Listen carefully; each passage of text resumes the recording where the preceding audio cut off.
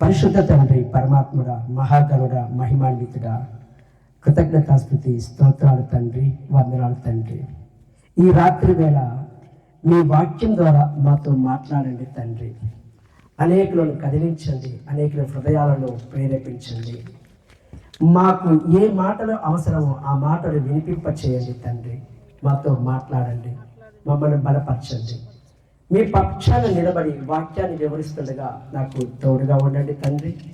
వింటున్న మీ పిల్లలు శ్రద్ధగా, ఆసక్తిగా విని గ్రహించడానికి సహాయం చేయమని, మీ వాక్యం అనే వెలుగు ద్వారా మా మనోనేత్రాలు వెలిగించమని మీ ప్రియకుమారుడు, మా రక్షకుడు అయిన యేసయ్య పరిశుద్ధ నామమున ప్రార్థించి మిక్కిలి వినయంతో అడిగి వేడుకుంటున్నాం తండ్రి.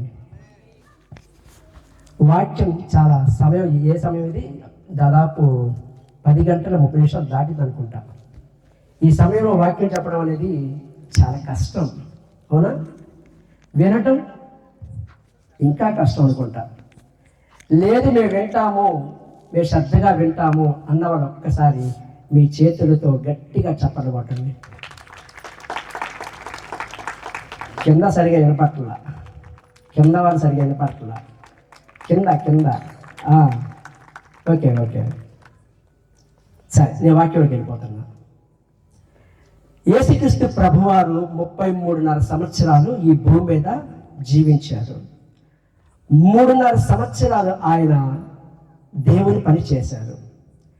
ఈ 3.5 సంవత్సరాల్లో ఆయన ఎన్నో అద్భుతమైన బోధలు చేశాడు. ఎంత గొప్ప బోధకుడు అంటే 3 రోజులు ఆయన వాక్యాన్ని బోధిస్తుంటే అన్నం తినటానికి, త్రాగటానికి ప్రజలు బయటికి వెళ్ళలేదు. అర్థమవుతుందా? అదొక్కటి చాలు. యేసుక్రీస్తు ప్రభువు ఎంత గొప్ప బోధకుడు. 3 రోజులు వారు కదలలేదు. 3 రోజుల తర్వాత వాళ్ళు బయలుదేరుతుంటే ఎక్కడ మూర్ఛ వెళ్ళి పడిపోతారని చెప్పి ఆహారం పెట్టమన్నాడు యేసుక్రీస్తు ప్రభువారు. అలాంటి అద్భుతమైన బోధకుడు. ఆయన ఎన్నో ఉపమానాలు చెప్పాడు, చాలా ఉపమానాలు చెప్పాడు. చేపల పట్టు, వల అని, ఆవగింజ, విత్తనము, గురుగులు, గోధుమలు, ఇలాంటి చాలా ఉపమానాలు చెప్పాడు కదా. ఈరోజు నేను ఒక ఉపమానం చెప్పబోతున్నాను. ఈ ఉపమానంలో 3 విషయాలు మీకు చెప్తా. మీరు చచ్చిపోయేంత వరకు ఈ 3 విషయాలు మర్చిపోకూడదు. అంతటి అద్భుతమైన విషయాలు. ఒక ఉపమానం మీరు ఏం చదవద్దు, నేను వివరిస్తాను, శ్రద్ధగా వినండి చాలు. ఆ తర్వాత నేను ఒక్కొక్క విషయాన్ని మీకు వివరిస్తాను. ఇది మత్తయి సువార్త 25వ అధ్యాయము 14 నుంచి 30 వచనాల వరకు ఉంటుంది. మత్తయి సువార్త 25వ అధ్యాయము 14 నుంచి 30 వచనం వరకు ఉంటుంది. నేను చెప్తాను, చూడండి. ఒక వ్యక్తి ఉన్నాడు. అతడు విదేశానికి వెళ్ళాలనుకుంటున్నాడు. 3 దాసుల్ని పిలిచాడు.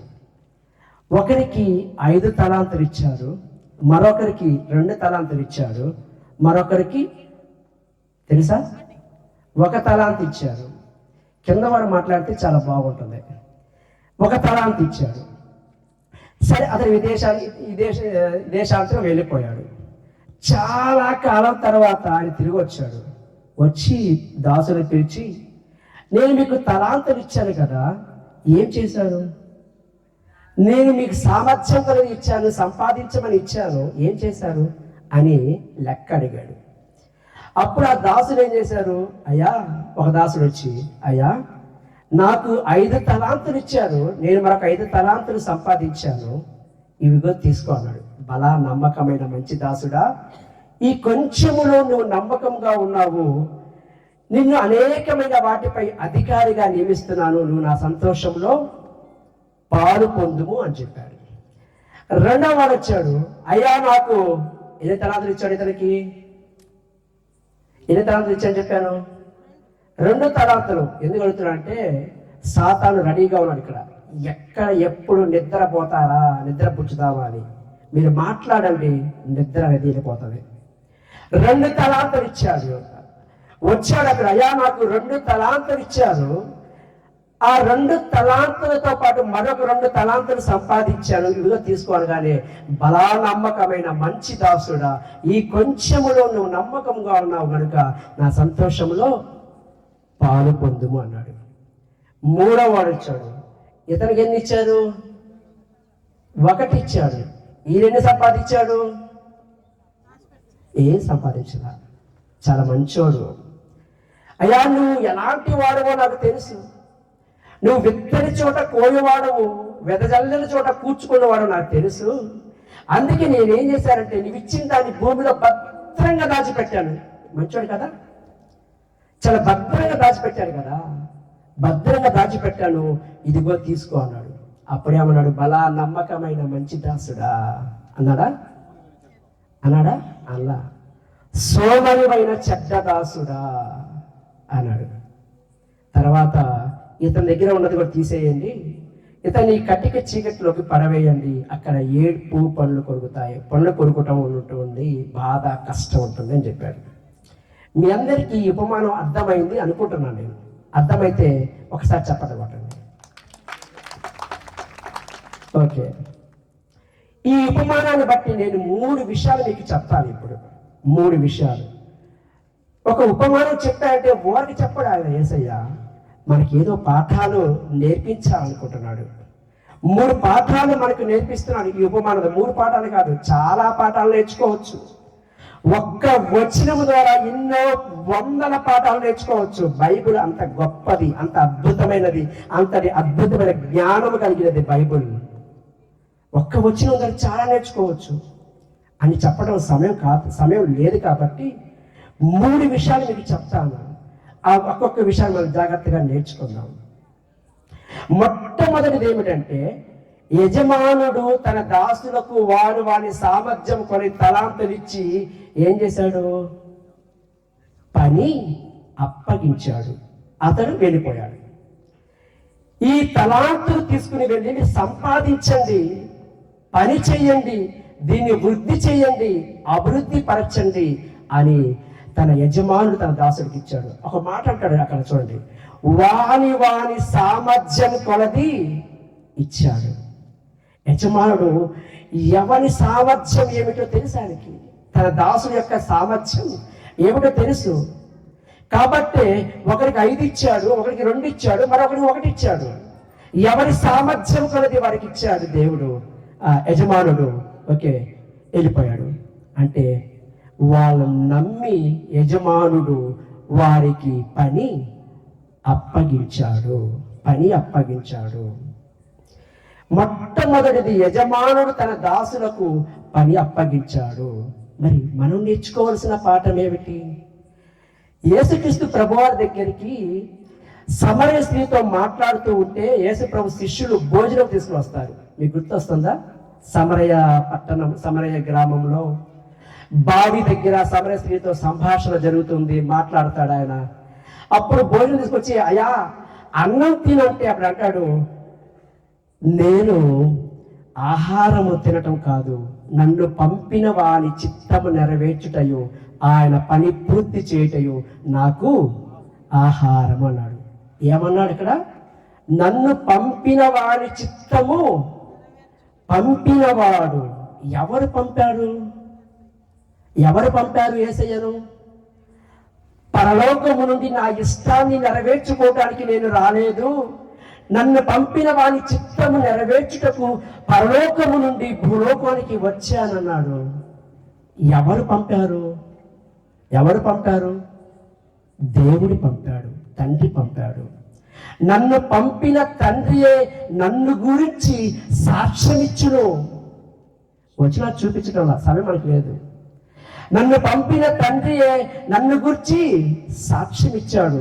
అంటే యేసుక్రీస్తు ప్రభువారు పంపబడిన వాడు. ఒక్క వచనం చూద్దాం, ఓకేనా? యోహాను రాసిన మొదటి పత్రిక 4వ అధ్యాయం 9వ వచనం, ఇది ఒక్కటి చూద్దాం. యోహాను రాసిన మొదటి పత్రిక 4వ అధ్యాయము 9వ వచనము చూద్దాం. మనము ఆయన ద్వారా జీవించినట్లు దేవుడు తన అద్వితీయ కుమారుని లోకములోనికి పంపెను. చూసారా? చాలా యేసుక్రీస్తు ప్రభువారు లోకంలోకి పంపబడ్డాడు. ఎందుకు? ఒక పని నిమిత్తం. ఏమిటి ఆ పని? సర్వ మానవాళి కోసం రక్షణ కార్యాన్ని జరిగించటానికి ఆయన ఈ లోకానికి వచ్చాడు. యజమానుడు తన దాసులను పంపించాడు ఒక పని నిమిత్తం. ఏమిటి ఆ పని అంటే, తలాంతులు ఇచ్చాడు. ఆ తలాంతులు సంపాదించి వృద్ధి చేయమని పని అప్పగించాడు. నమ్మి ఆ దాసులను నమ్మి వారి సామర్థ్యము కొలది పని అప్పగించాడు. మొట్టమొదటిగా మనం నేర్చుకోవాల్సింది ఏమిటంటే పని అప్పగించబడటం. యేసుక్రీస్తు ప్రభువారు ఈ లోకానికి వచ్చాడు. ఎందుకు వచ్చాడు? దేవుడు ఒక పని నిమిత్తం పంపించాడు. ఏమిటి ఆ పని అంటే, సర్వమానవాళిని రక్షించడానికి పంపించాడు. వారి ప్రజలను వారి పాపము నుండి ఆయనే రక్షించును గనుక ఆయన యేసు అని పేరు పెట్టు. రక్షకుడు రక్షించడానికి వచ్చాడు అంటాడు. నేను దేవుని యొద్ద నుండి బయలుదేరి వచ్చి తిరిగి మరలా దేవుని యొద్దకు వెళ్ళెదను. ఒక విషయం మీకు అర్థమవుతుందా? యేసు క్రీస్తు ప్రభువారు ఈ లోకానికి వచ్చాడు, పంపబడ్డాడు ఒక రక్షణ నిమిత్తము. దేవునితో సమానముగా ఉండటం భాగ్యం ఎంచుకునేది కానీ దాసుడు స్వరూపం ధరించుకుని ఈ భూమి మీదకి వచ్చాడు.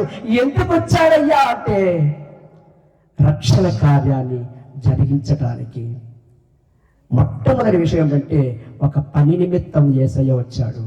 మరి నువ్వు నేను వచ్చాం కదా, నువ్వున్నావు భూమి మీద, నేనున్నాం, మనమందరం ఉన్నాం భూమి మీద.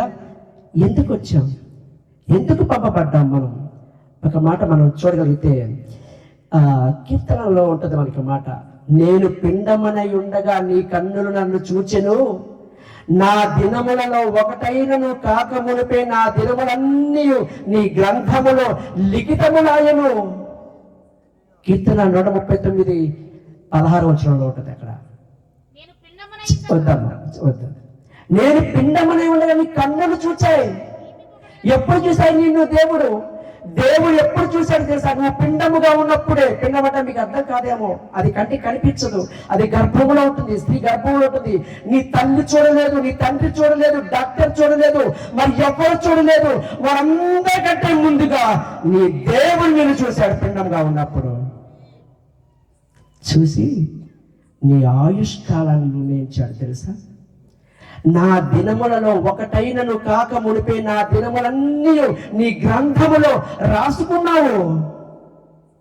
నువ్వు 70 సంవత్సరాలు బతకాలా, లేదా 80 సంవత్సరాలు బతకాలా, 90 సంవత్సరాలు బతకాలా, 30 సంవత్సరాలు బతకాలా, ఎంత కాలం బతకాలి అన్నది దేవుడు తన గ్రంథమునే మనసులో రాసుకున్నాడు తెలుసా?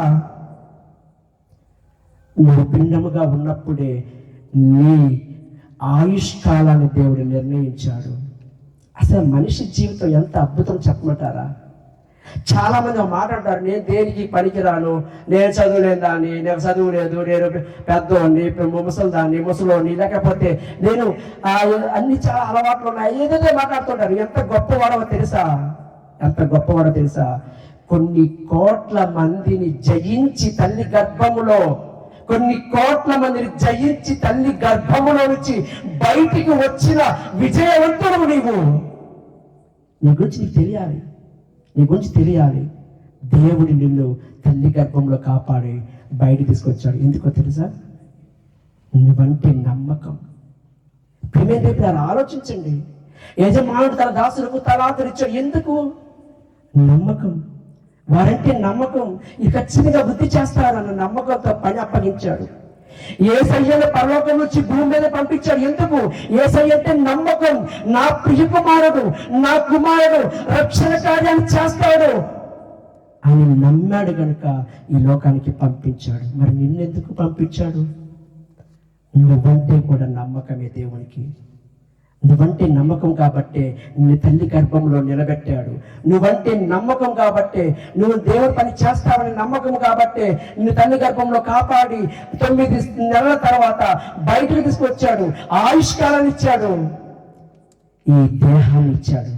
దేహము దేవుని వలన అనుగ్రహింపబడి మీలోనున్న పరిశుద్ధాత్మకు ఆలయమే ఉన్నదని మీరు ఎరుగరా? మీరు విలువ బట్టి కొనబడిన వారు, మీరు మీ సొత్తు కాదు, విలువ బట్టి కొనబడేవారు కనుక మీ దేహముతో దేవుని మహిమపరచండి. మహిమపరచండి. దేహాన్ని ఇచ్చాడు దేవుడు. చాలా మంది మాట అంటుంటారు, ఏమిచ్చాడయ్యా నాకు యేసయ్యా?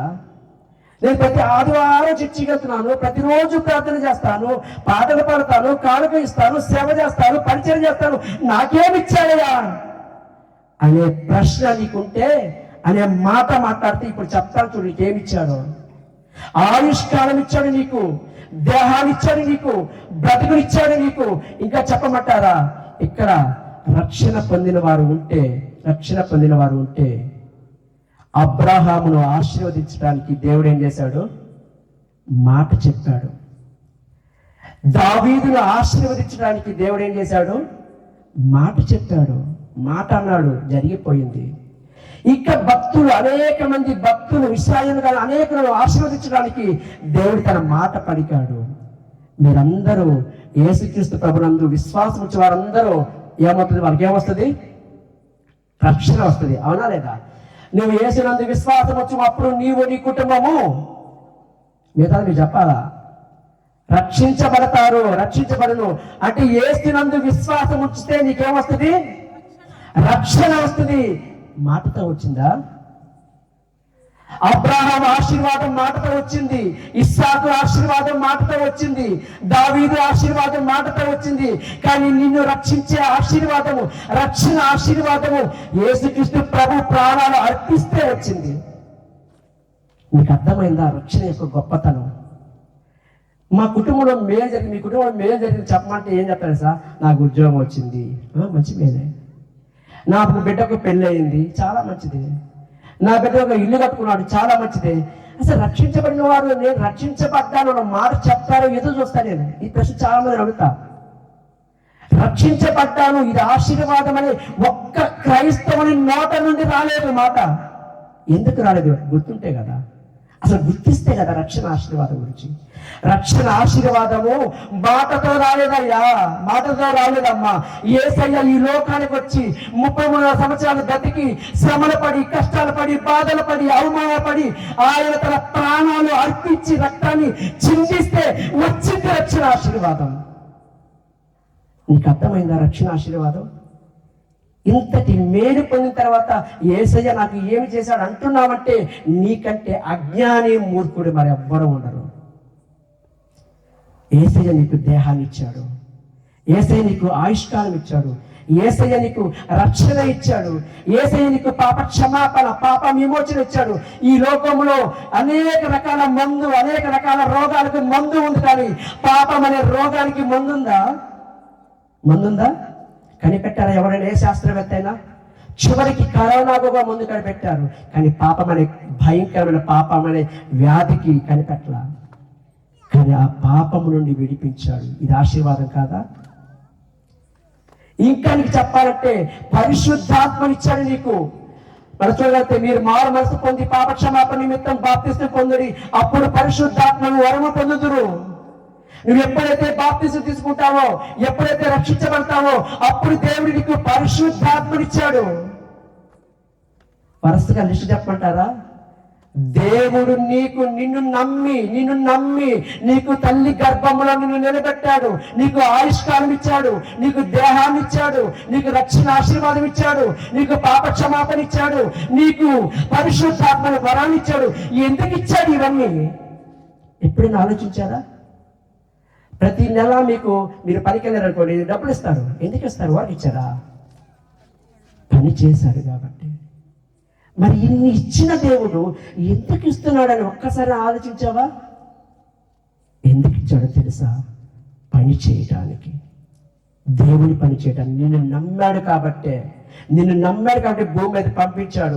మనకంటే గొప్పవారు, మనకంటే ధనవంతులు, మనకంటే బలవంతులు రాలిపోతే నువ్వు బ్రతుకుతున్నావు. ఇంకా ఎందుకు బ్రతుకుతున్నావు తెలుసా? దేవుని పని కోసం. నువ్వు దేవుడి పని చేయాలి. ఇక్కడ మీరు కూర్చున్నారంటే ఈ వాక్యం మీకోసం, నా పక్కవాడి కోసం కాదు. ఇది నా కోసం, నాది కాదులే, నా పక్కన కోసం అనుకుంటున్నావేమో. ఇక్కడ కూర్చున్న ప్రతి ఒక్కరి కోసం ఈ వాక్యం, ఈ మాట, నువ్వు భూమి మీద ఎందుకు ఇంకా బ్రతుకుతున్నావంటే, ఇవన్నీ దేవుడికి ఎందుకు ఇచ్చాయంటే, నిన్ను నమ్మాడు కనుక, నువ్వు తన పని చేస్తావని చెప్పి నమ్మాడు కనుక నీకు ఆయుష్కాలం సమస్తాన్ని ఇచ్చి పని చేయమంటున్నాడు. మనుషులు మీ సత్క్రియలు చూసి పరలోకమందున్న మీ తండ్రిని మహిమపరచునట్లు వారి ఎదుట మీ వెలుగును చెప్పరా మిగతాదే ప్రకాశింపనీయుడి. మనుషులు ఏం చూడాలి? మనుషులు ఏం చూడాలి? అన్ని జనులు ఏం చూడాలి? నీ మాటలు కాదు. మనుషులు, అన్ని జనులు నీ మాటలు కాదు చూడవలసింది. మనుషులు ఏమి చూడాలో తెలుసా?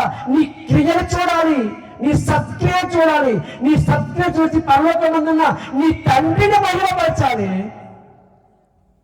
క్రియలు చేయాలి, పని చేయాలి, పని చేయాలి. మొట్టమొదటిగా ఈ ఉపమానం ద్వారా యజమానుడు తన దాసులకు తలాంతలు ఇచ్చాడు. ఎందుకంటే వాటిని వృద్ధి చేయమని పని అప్పగించాడు. ఎందుకు పని అప్పగించాడంటే వారంటే నమ్మకం కనుక. అలాగే యేసుక్రీస్తు ప్రభువారిని ఈ లోకానికి పంపించాడు దేవుడు, రక్షణ కార్యాన్ని జరిగించడానికి, సమస్త మానవానికి రక్షణ ఇవ్వడానికి. ఎందుకంటే యేసయ్య అంటే నమ్మకం కాబట్టి ఆయన పంపించాడు, ఈ లోకానికి పని అప్పగించాడు.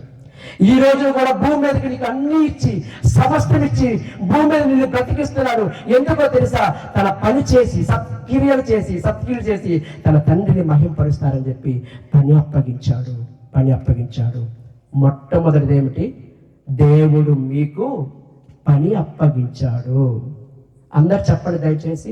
దేవుడు మనకి ఎందుకు బ్రతికిస్తున్నాడు? ఇంకా దేవుడు మనకి ఏం అప్పగించాడు? పని అప్పగించాడు. దయచేసి కింద ఉన్నవారు మాట్లాడండి. పని అప్పగించాడు, సత్క్రియ చేయాలి. మనం దేవుని పని చెయ్యటానికే నువ్వు బ్రతుకుతున్నావు. అది ఏ పనే కావచ్చు. వాక్యం చెప్పడమా, పాటలు పాడటమా, లేకపోతే చిన్న పనులు చేయటమా, లేకపోతే పాస్టరమ్మ గారికి సహకారం అందించడమా, అది ఏ పనినే కావచ్చు. దేవుని పని చెయ్యటానికే నువ్వు భూమి మీద బ్రతుకుతున్నావు. మొట్టమొదటిగా నువ్వు అర్థం చేసుకోవాల్సింది, దేవుడి పని చేయటానికి, దేవుడి పని అప్పగించాడు. ఒకటైపోయింది. రెండోది వద్దాం. మత్తయి సువార్త 25వ అధ్యాయము 19వ వచనం చదువుతాం. మత్తయి సువార్త 25వ అధ్యాయం 19వ వచనం. బహుకాలమైన తరువాత తన దాసుల యజమానుడు వచ్చి ఏం చెప్పా? కథని చెప్పు. వారి యొద్ద కథని చెప్పమ్మా. ఏం చూసుకుంటున్నాడట?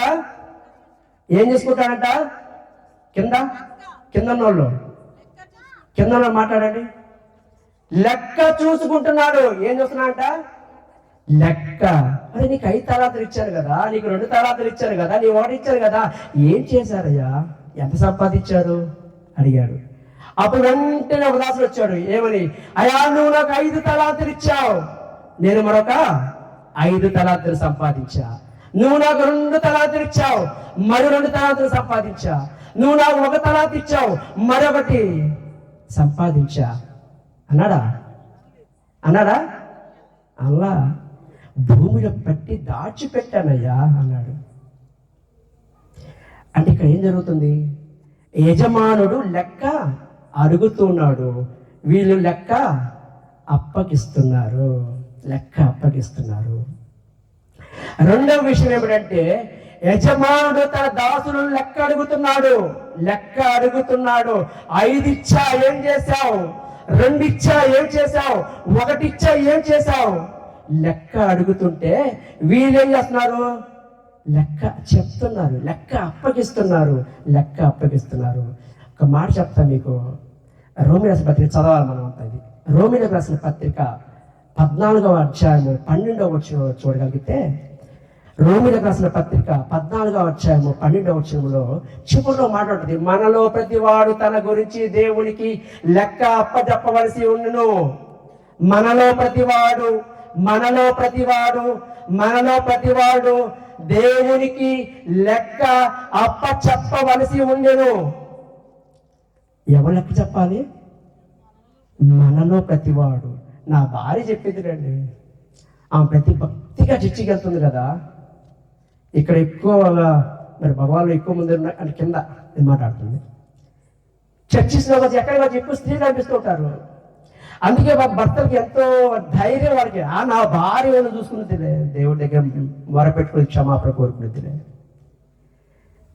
కానీ ఇక్కడ ఏమన్నాడు, మనలో ప్రతివాడు భార్య అయినా భర్త అయినా మరి ఇంకా తల్లి అయినా తండ్రి అయినా బిడ్డ అయినా ఎవరైనా సరే ఎవరి లెక్క వారు చెప్పాలి దేవుడికి, ఎవరి లెక్క వారికి చెప్పాలి. మనలో ప్రతివాడు తన గురించి దేవుడికి లెక్క అప్పగించాలి, ప్రతివాడికి దేవుడి లెక్క అప్పగించాలి. యోబు గ్రంథంలో ఒక మాట ఉంది, అద్భుతమైన మాట ఉంటుంది, మీరు చదవద్దు కానీ చెప్తాను చూడండి.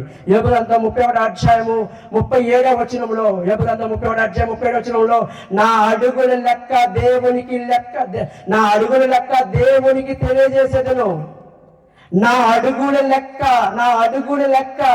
నా పాదాలతో నేను నడిచే నా నడక యొక్క లెక్క దేవునికి అప్పగిస్తాను.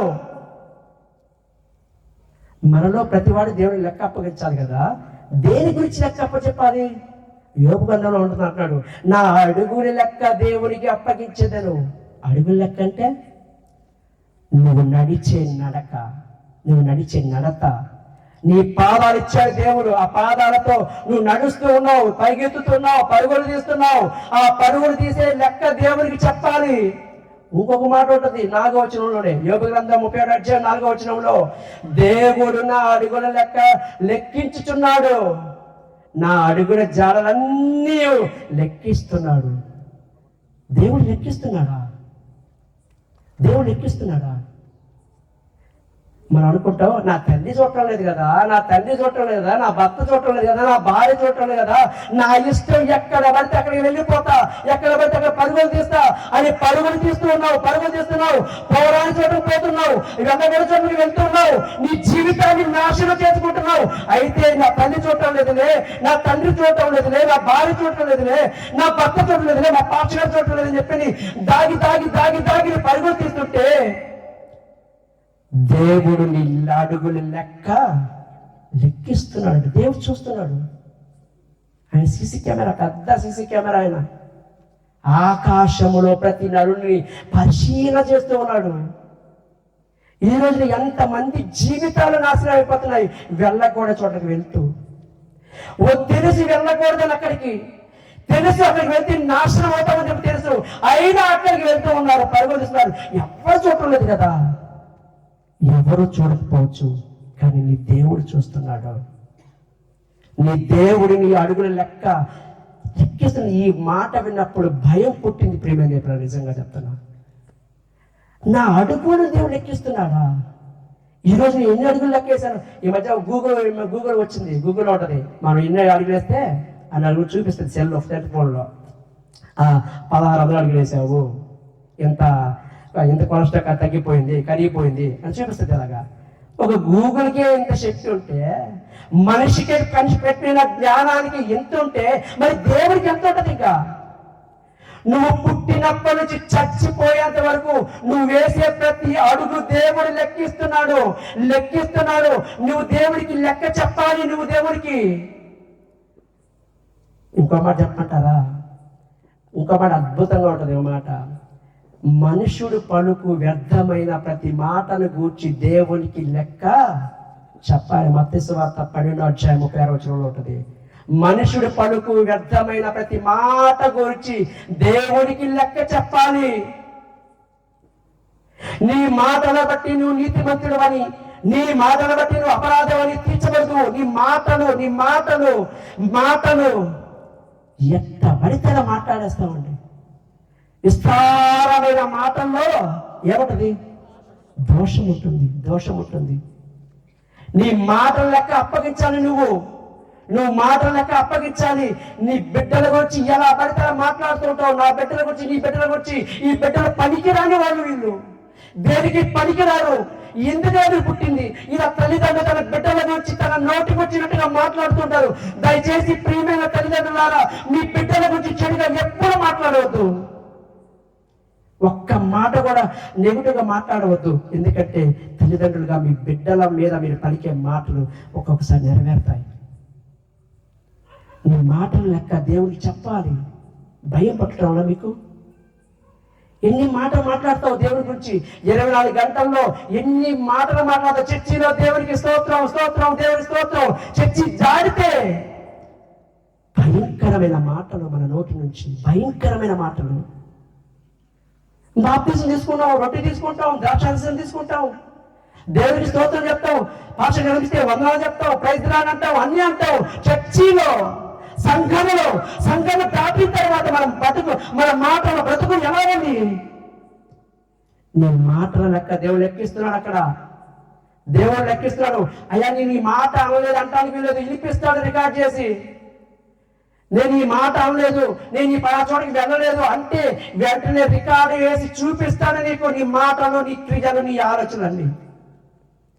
కాబట్టి మనుషుడు పలుకు ప్రతి మాట గురించి దేవునికి లెక్క చెప్పాలి.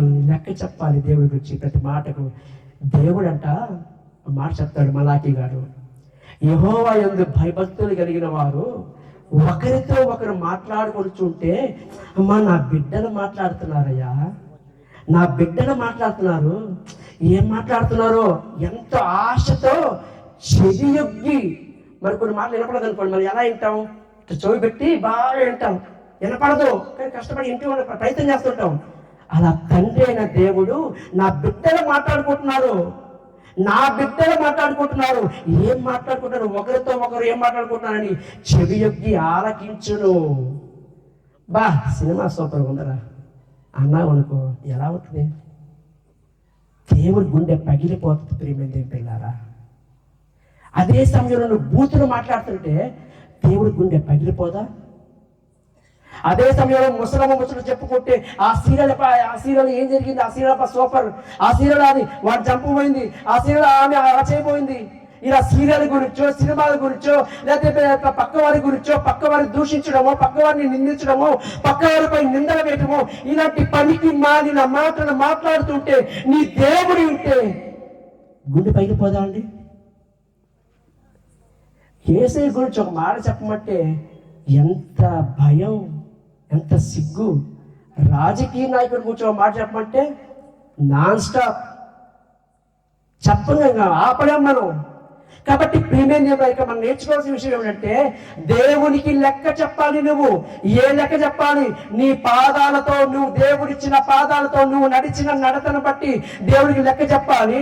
దేవుడిచ్చిన నోటితో నువ్వు పలికే ప్రతి మాట గురించి దేవుడికి లెక్క చెప్పాలి. అలాగే కొరింథీయులకు రాసిన 2వ పత్రిక 5వ అధ్యాయం 10వ వచనం ఒకసారి మనం చూడగలిగితే, కొరింథీయులకు రాసిన 2వ పత్రిక 5వ అధ్యాయం 15వ వచనంలో, తాను జరిగించిన క్రియల చొప్పున అవి మంచివైన సరే, చెడ్డమైన సరే, దేహముతో జరిగించిన వాటి ఫలమును మనమందరం పొందినట్లు క్రీస్తు న్యాయపీఠం ఎదుట ప్రత్యక్షము కావాలి. ఎలాంటి మాటలు చూడండి బైబుల్లో. దేహముతో జరిగించిన క్రియలు. ఇప్పుడు దాకా నీ అడుగుల గురించి మాట్లాడాడు, లెక్క చూస్తున్నాడు దేవుడు. ఇప్పుడు దాకా నీ మాటల గురించి దేవుడు ఆలోచించాడు, లెక్క చూస్తున్నాడు నీ మాటల గురించి. ఇక్కడే ఉంటాడు, దేహముతో జరిగించిన క్రియలు. ఈ దేహముతో జరిగించిన క్రియలు అవి మంచివైనా సరే, చెడ్డమైనా సరే దేవుని ఎదుట నిలబడాలి, లెక్క చెప్పాలి దేవునికి. నీ క్రియల బట్టి ఏం చేసావు? నీ క్రియలు. దేహాన్ని ఇచ్చాడే దేవుడు, ఏం చేసావు క్రియలతో? ఈ దేహంతో ఏ క్రియ చేసావు, ఏ పని చేసావు? ఆ క్రియను బట్టి దేవుడికి లెక్క చెప్పాలి. నువ్వు లెక్క చెప్పాలి. మనం అనుకుంటాము ఎవరు చూడలేదు కదా మనం చేసే పని, కానీ దేవుని దృష్టికి కనపడి సృష్టము ఏదీ లేదు. మనం ఎవరికి లెక్క చెప్పాలో ఆ దేవుని కన్నులకు సమస్తము మరుగులేక తేటగా కనిపిస్తుంది. దేవుడు చూస్తున్నాడు. యేసేపును పాపానికి ప్రేరేపించింది పొతిఫరు భార్య. రా నాతో చేయనిచ్చు, నాతో పాపం చెయ్యి అని అతను బలవంతం చేసింది. అక్కడ ఎవ్వరు లేరు, యజమానులు లేడు, పనివారు లేరు, ఆమె అతడు తప్ప ఎవ్వరు లేరు. పాపం చేస్తే ఎవ్వరికి తెలీదు. కానీ యేసేపు అంటాడు, నా దేవునికి విరోధముగా ఇంతటి పాపాన్ని నేను చేదునా అని పారిపోయాడు. ప్రియమైన పిల్లారా, పారిపోయాడు. ఎవరికి భయపడ్డాడు? యజమానుడికా, పక్కవారికా? కాదు. నా దేవుడు చూస్తున్నాడు, నా దేవుడు చూస్తున్నాడు, ఆకాశంలో నన్ను పరిశీలన చేస్తున్నాడు, నా క్రియను బట్టి దేవుడికి నేను లెక్క చెప్పాలి. కాబట్టి ఇంతటి పాప కార్యాన్ని నేను చేస్తానా, నేను చెయ్యని చెప్పి పాపానికి దూరంగా పారిపోయాడు ఆయన. మనం పాపానికి దగ్గరగా పరిగెత్తుతున్నాం. మనం ఎవరు వస్తున్నారులే, ఆ చూసినప్పుడు చూసుకుందాంలే. ప్రియమైన ఎవరు బిడ్డలారా, మీ క్రియల దేవుడు చూస్తున్నాడు. ఒక మాట చెప్పాలనుకుంటున్నాడు ఎవరొస్తుడు ఉంటే జాగ్రత్తగా వినండి. ఎప్పుడైనా సరే, ఏ రోజైనా సరే, నిన్ను బట్టి నీ తల్లి తండ్రి తల దించుకోకూడదు. నువ్వు బ్రతికున్నంత కాలం, వాడు బ్రతికి ఉన్నంత కాలం నిన్ను బట్టి, నీ ప్రవర్తన బట్టి, నీ క్రియను బట్టి నీ తల్లి నీ తండ్రి తలదించుకోకూడదు. తన ఎత్తుకుని బ్రతకాలి. ఈమె నా బిడ్డ, ఈమె నా బిడ్డ అని గర్వంగా చెప్పుకోవాలి. వాడు గుండె పగిలిపోయే క్రియలని జీవితం ఎప్పుడూ చేయకూడదు. నీ భర్త నిన్ను నమ్మి నిన్ను బట్టి తల దించుకోకూడదు. నీ భర్త, నా భార్య ఎక్కడైనా సరే, నా భార్య తలదెత్తుకుని బ్రతకాలి. ఆయన నిన్ను బట్టి నీ భార్య తలదించుకోకూడదు. ఎందుకంటే క్రియలు మనం అవమానపరుస్తాయి. కాబట్టి దేవునికి ఏం చేయాలి? క్రియలు అప్పగించాలి. క్రియలకు లెక్క చెప్పాలి. మనం క్రియలు చెప్పాలి. మనలో ప్రతి వాడు దేవునికి లెక్క చెప్పాలి. దేవుని గురించి అంటే మన అడుగులు లెక్క చెప్పాలి. మనం ఎక్కడికి తిరిగామో చెప్పాలి. ఎక్కడెక్కడ తిరుగుతున్నావో ఆ తిరుగులు లెక్క చెప్పాలి. మనం మాట్లాడే ప్రతి మాట గురించి దేవుని లెక్క చెప్పాలి. మనం చేసే దేహంతో చేసే క్రియల గురించి లెక్క చెప్పాలి. యేసుక్రీస్తు ప్రభు దేవుడు పంపించాడు అని తెలుసుకున్నాం కదా మొట్టమొదటిగా. మరి యేసుక్రీస్తు ప్రభు లెక్క చెప్పాడా లేదా? యేసుక్రీస్తు ప్రభు లెక్క చెప్పాడా లేదా? యోహాను సువార్త 17:4 చూద్దాం. యేసు ప్రభు లెక్క చెప్తున్నాడు చూడండి. యేసుక్రీస్తు ప్రభు లెక్క అప్పగిస్తున్నాడు చూడండి. యోహాను సువార్త 17:4 చేయుటకు నువ్వు నాకు ఇచ్చిన పనిని భూమి మీద సంపూర్ణంగా నెరవేర్చి భూమి మీద నిన్ను మహిమ పరిచితిని. చేయుటకు నువ్వు నాకు పని ఇచ్చావు, చేయటానికి నువ్వు నా పని ఇచ్చావు, ఆ పనిని సంపూర్ణంగా నెరవేర్చాను. ఏమన్నానండి? కొద్దిగా నెరవేర్చాను, ఇంకొద్దిగా ఇంకో జత చేయించాయా? నేను చేయలేనయ్యా అన్నాడా? సంపూర్ణంగా నెరవేర్చి భూమి మీద నిన్ను మహిమపరిచాను. లెక్క చెప్పాడండి. కన్యకన్న గర్భాన పుట్టాను, 30 సంవత్సరాలు మౌనంగా ఉన్నాను, 3 సంవత్సరాలు సేవ చేశాను, ఎంతో మందికి సువార్త చెప్పాను, గుడ్డి వారికి కన్ను ఇచ్చాను, నడవలేని వారికి కాలు ఇచ్చాను, మాట్లాడలేని వారికి మాట ఇచ్చాను, బోధించాను, శిష్యులు తయారు చేశాను, కరోనాతో పట్టబడ్డాను, ఉమ్ములు ఊయబడ్డాయి, రక్తం చిందించబడినది, చివరికి శిలువ మీద సర్వమానవాళి కోసం ప్రాణాలు అర్పించి సమాప్తమైనది అని కేక వేసి ఆత్మను అప్పగించాడు. లెక్క చెప్పాడు యేసయ్య లెక్క చెప్పాడు. యేసయ్య ఎలాగైతే భూమి మీదకి వచ్చాడో నువ్వు కూడా అలా భూమి మీదకి వచ్చావు. చచ్చిపోయే లోపు నువ్వేం చేయాలి? లెక్క చెప్పాలి. లెక్క అడిగితే, ఒకవేళ యేసయ్య ఈ రోజునే వచ్చి నిన్ను లెక్క అడిగితే చెప్పే స్థితిలో ఉన్నావా? లెక్క చెప్పగలవా? నీ కోసం ఈ గొప్ప కార్యం చేశానని ధైర్యంగా చెప్పగలిగిన శక్తి నీకుందా? ఒక స్త్రీ గురించి చెప్తాను ఈ సందర్భంలో. ఆ అమ్మాయి పేరు శ్రీదేవి. 2016లో చచ్చిపోయింది. ఈ మధ్య వయసు తెలుసా? 21 సంవత్సరాలు, యవ్వనస్తురాలు. 2016లో చచ్చిపోయింది. ఆమె బాపట్ల ఊర్లోనే చచ్చిపోయింది. ఆమె చచ్చిపోయేలోపు 21 సంవత్సరాల లోపు 800 మందిని రక్షించింది. 14 మందిని దైవ సేవకులుగా చేసింది. వినడానికి మీకు ఏదైనా గొప్పగా ఉందా? చెప్పమంటారా? ఈమె ఈ తల ఉందే, ఈ తల, ఈ కళ్ళు, ఈ పెదాలు పనిచేస్తాయి. ఈ తల ఉంది కదా, ఈ తల నుంచి అరికాలు వరకు ఒక్క అవయవం కూడా పనిచేయదు.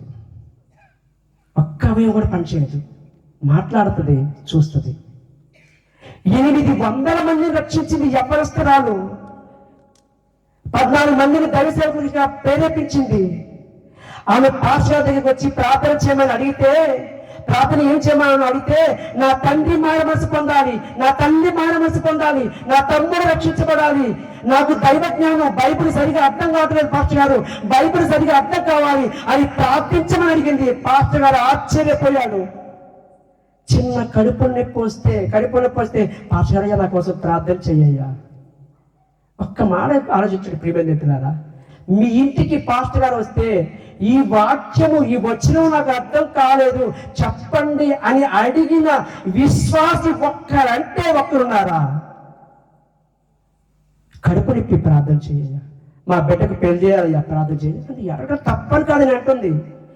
ఏ అవయవం పని చేయకపోయినా, ఏ అవయవం, ఒక్క అవయవం ఎంత బాగా చెప్పండి, ఎంత బాగా చెప్పండి.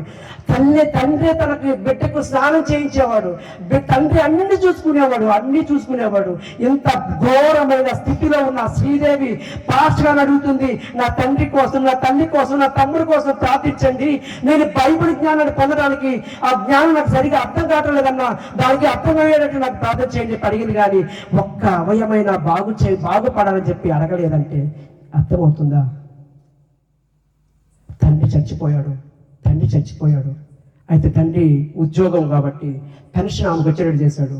ఆ పెన్షన్ డబ్బుతో వారానికి 3 రోజులు ఒక రిక్షా ఆయన మాట్లాడుకొని వారానికి 3 రోజులు, ఒకరోజు హాస్పిటల్ దగ్గర, ఒకరోజు కాలేజ్ దగ్గర, ఒకరోజు బస్ స్టాండ్ దగ్గర, అంటే ఎక్కడైతే ప్రజలు ఎక్కువ సంచరిస్తారో అక్కడ తిరుగుతూ, అక్కడ సాప వేసుకుని, సాప మీద కొనుక్కుని, యేసయ్య స్వరక్షకుడు, యేసయ్య లోకరక్షకుడు, యేసయ్యను నమ్ముకోండి నరకం నుంచి తప్పించబడతారని చెప్పి పెద్దగా కేకలు వేస్తూ ఏ అవయవ పని చేయని ఒక అమ్మాయి కొన్ని వేల మందికి చెప్తే, ఒక యవనస్తురాలు కొన్ని వేల మందికి చెప్తే, అందులో ఎన్ని వందల మంది రక్షించబడితే, 14 మంది దైవసేవకులు అయితే 21 సంవత్సరాలకి చచ్చిపోతూ, అయ్యా నీ కోసం 800 మందిని రక్షించాలయ్యా, 14 మందిని సేవకులుగా చేయగలిగానయ్యా నీ కృపతో అని లెక్క అప్పగించి శ్రీదేవి చచ్చిపోయింది.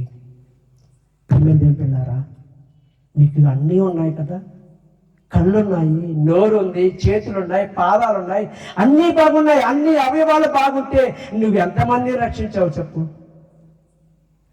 800 మంది రక్షించబడాలంటే కొన్ని వేల మంది చెప్పాలి కదా. అన్ని వేల మంది చెప్తే కొన్ని 100 మంది రక్షించబడ్డారు. అన్ని బాగున్నా నీవు, అన్ని అవయవాలు బాగున్నా నీవు, అంత ఎంతో శక్తి కలిగి ఉన్న నీవు ఎంతమందికి సువార్త చెప్పగలిగావు, ఎంతమందిని దేవుడికి నడిపించగలిగావు, ఎంతగా దేవుడు పరిచయగలిగావు ఒక్కసారి ఆలోచించు. ఒక శ్రీదేవి దేవుడికి లెక్క చెప్పింది, అయ్యా తండ్రి నాకు 21 సంవత్సరాలు మాత్రమే ఇచ్చావు, నేను లెక్క చెప్పింది. రెండవది, దేవునికి ఏం చేయాలి? మనం, ఇది మన పరిస్థితి.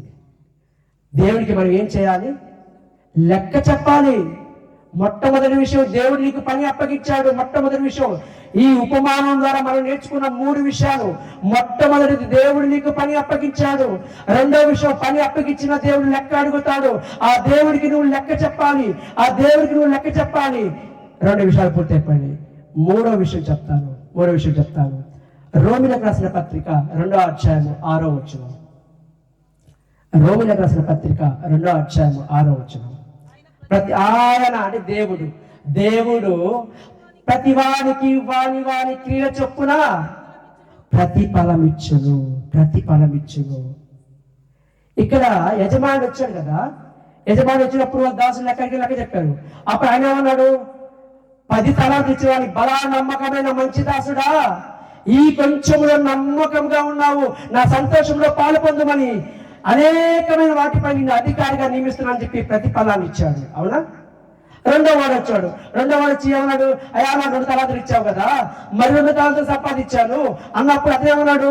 బలా నమ్మకమైన మంచి దాసుడా, ఈ కొంచెంలో నమ్మకంగా ఉన్నావు కనుక అనేకమైన వాటిపై నిన్ను అధికారిగా నియమిస్తున్నానని చెప్పి అతనికి ఏం చేశాడు? అనేకమైన వాటి అధికారిగా నియమించాడు. మూడో వాడు వచ్చాడు, అయ్యా నువ్వు 1 తలాంతు ఇచ్చావు, అది భూమిలో పెట్టి దాచిపెట్టాను. అప్పుడు ఆయన ఏమన్నాడు? సోమరువైన చెడ్డ దాసుడా. ఇతనికి ప్రతిఫలం ఇచ్చాడా? ఇతనికి ప్రతిఫలం